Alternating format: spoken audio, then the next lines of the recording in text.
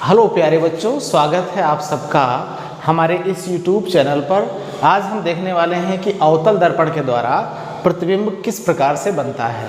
ठीक है, तो हम पढ़ने वाले हैं। हाँ, इससे पहले आपको बता दें कि NCERT की बुक है क्लास 10th का, ये भौतिक विज्ञान का चैप्टर है। पहला चैप्टर है प्रकाश का परावर्तन तथा अपवर्तन। ठीक है, तो प्रकाश का परावर्तन सबसे बेस्ट जो तरीका है, सबसे अच्छी तरीके से परावर्तन दर्पणों के द्वारा हो सकता है। ठीक है, सबसे अच्छी तरीके से परावर्तन दर्पणों के द्वारा होता है, इसीलिए हम इस पाठ में दर्पणों का अध्ययन करते हैं। इससे पहले हमने बताया है आपको दर्पण दो प्रकार के होते हैं, मुख्य रूप से समतल दर्पण और गोली दर्पण। गोली दर्पण दो प्रकार के होते हैं, अवतल दर्पण और उत्तल दर्पण। ठीक है, तो इस अध्याय में आपको गोली दर्पणों के बारे में ही अध्ययन करना है, यानी उत्तल दर्पण और अवतल दर्पण के बारे में। तो दर्पणों से प्रतिबिंब बनता है।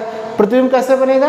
प्रतिबिंब हमेशा बनेगा जब प्रकाश का परावर्तन होगा, यानी प्रकाश जब किसी वस्तु से टकरा करके दर्पण पे पड़ेगा तो दर्पण द्वारा उसका परावर्तन होगा, जिससे कि जो है प्रतिबिंब बनेगा, इमेज बनेगी। ठीक है, किसी ऑब्जेक्ट की इमेज बनेगी, यानी वस्तु का प्रतिबिंब बनेगा।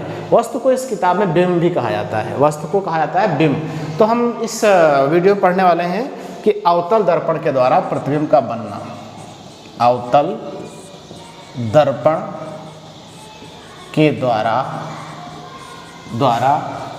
प्रतिबिंब का बनना, प्रतिबिंब कैसे बनता है। ठीक है, कैसे बनता है, राइट। इस चैप्टर में अवतल दर्पण के द्वारा प्रतिबिंब कैसे बनता है ये हम पढ़ने वाले हैं। ठीक है, तो बेसिकली अवतल दर्पण के द्वारा प्रतिबिंब बनने की 6 स्थितियां हैं।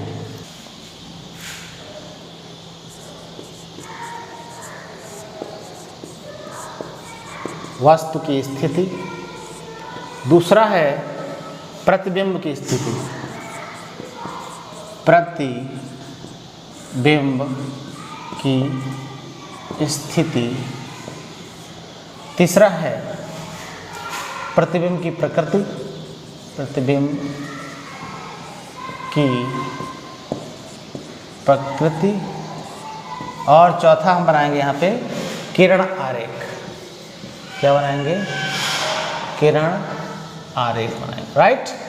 तो इन सारी स्थितियों में हम दिखाने वाले हैं आपको कि किस प्रकार से अवतल दर्पण के द्वारा प्रतिबिंब बनता है। तो जैसा कि बताया 6 स्थितियां हैं।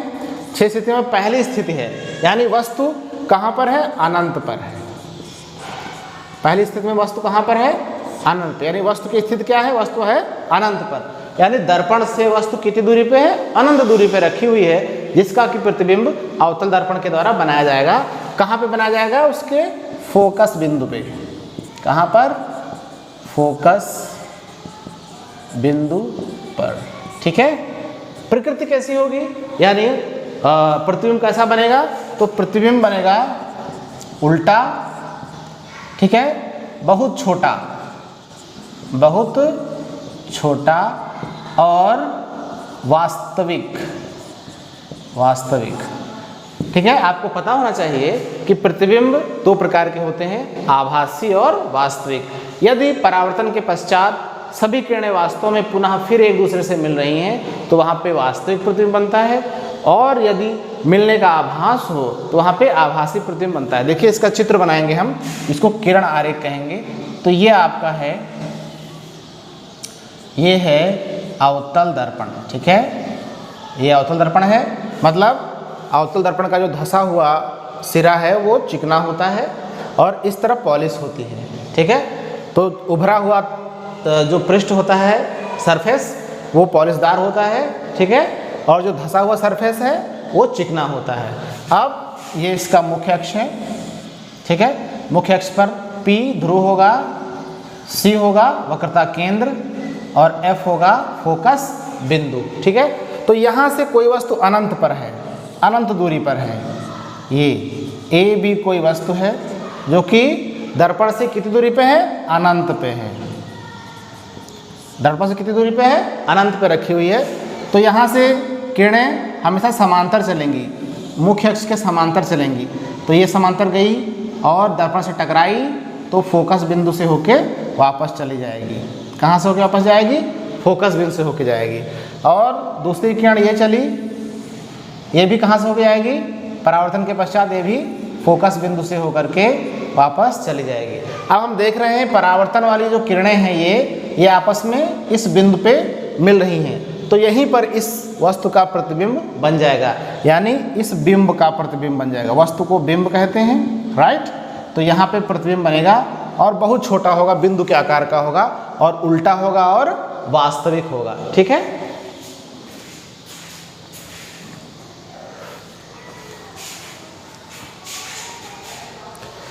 अब देखिए दूसरी स्थिति है, वस्तु कहाँ पर है, दूसरी स्थिति में वस्तु है अनंत और वक्रता केंद्र के बीच में, वक्रता केंद्र के बीच में, ठीक है। तो इस स्थिति में प्रतिबिंब की स्थिति क्या होगी, इस स्थिति में प्रतिबिंब बनेगा वक्रता केंद्र व फोकस बिंदु के बीच में। कहाँ बनेगा, वक्रता केंद्र और फोकस बिंदु के बीच में बनेगा, ठीक है। और कैसा होगा, यानी प्रकृति कैसी होगी, ये भी उल्टा होगा, छोटा होगा, ठीक है, और वास्तविक होगा। अब यहाँ पर बिंदु के आकार का नहीं होगा लेकिन फिर भी छोटा होगा, ठीक है। देखिए ये F, ये C। अब वस्तु आ गई अनंत से हट के थोड़ा पास, दर्पण के थोड़ा पास, अनंत और C के बीच में आ गई। ये C यानी वक्रता केंद्र, इसके बीच में वस्तु यहाँ पे आ गई AB।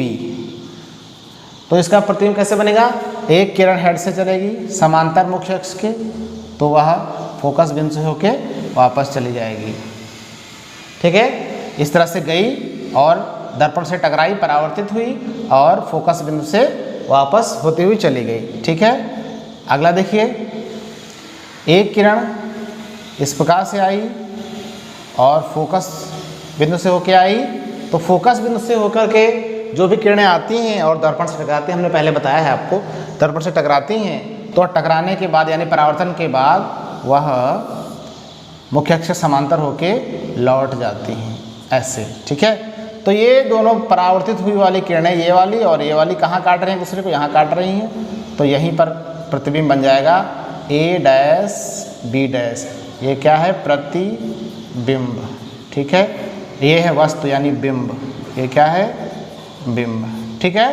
तो ये प्रतिबिंब कैसा होगा, ये C और F के बीच में होगा और ये उल्टा होगा, ठीक है। देखिए इसका हेड ऊपर को है, इसका हेड नीचे को है, उल्टा होगा और छोटा होगा आकार में। देखिए इतनी बड़ी, इतनी बड़ी, और वास्तव में किरणें मिल रही हैं, परावर्तन के पश्चात देखिए वास्तव में किरणें मिल रही हैं, तो प्रतिबिंब कैसा होगा, वास्तविक होगा।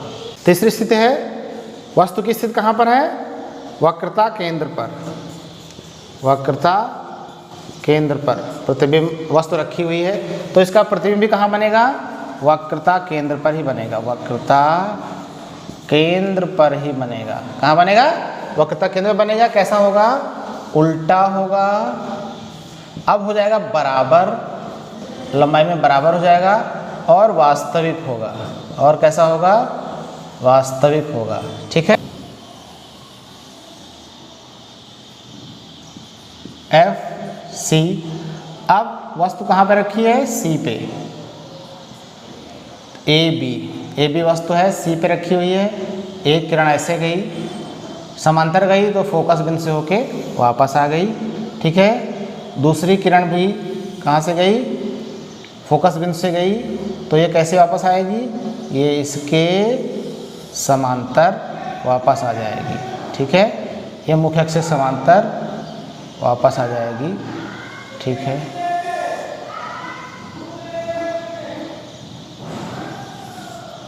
ठीक है, समांतर आ जाएगी और यहीं पे काट रही हैं एक दूसरे को, तो A' B', यानी ये वस्तु है और इसका ये नीचे प्रतिबिंब है, राइट।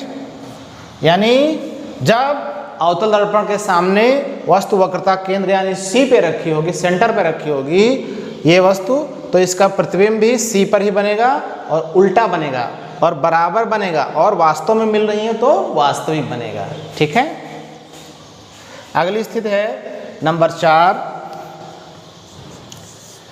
वस्तु कहाँ पर है?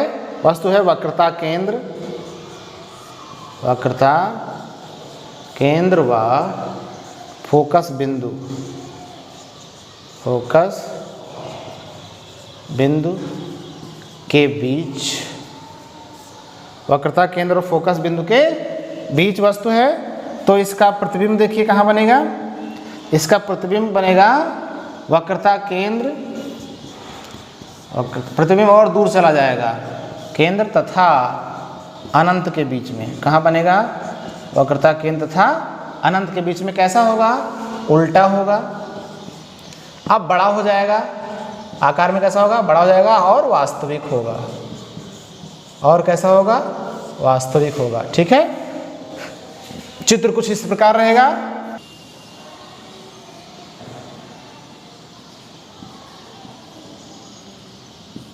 वस्तु कहाँ पर है? वक्रता केंद्र पे है, वक्रता केंद्र और फोकस बिंदु के बीच में है। वस्तु कहाँ पर है? वक्रता केंद्र और फोकस बिंदु के बीच में है। तो प्रतिबिंब कहाँ बनेगा? प्रतिबिंब इस प्रकार से बनेगा। देखिए इधर आ गई, राइट, और ये इधर ऐसे गई और ऐसे चली गई। तो ये अनंत और ए डैश और बी डैश, ये अनंत और सी के बीच में बनेगा। कैसा होगा? उल्टा होगा, बड़ा होगा और वास्तविक होगा। ठीक है। 5वीं स्थिति में वस्तु है अनंत, वस्तु है फोकस बिंदु पर, फोकस बिंदु पर है। तो प्रतिबिंब कहाँ पहुँच जाएगा? अनंत पर। कहाँ बनेगा? अनंत पे। कैसा होगा? उल्टा होगा, बड़ा होगा और वास्तविक होगा। उल्टा होगा, बड़ा होगा और वास्तविक होगा।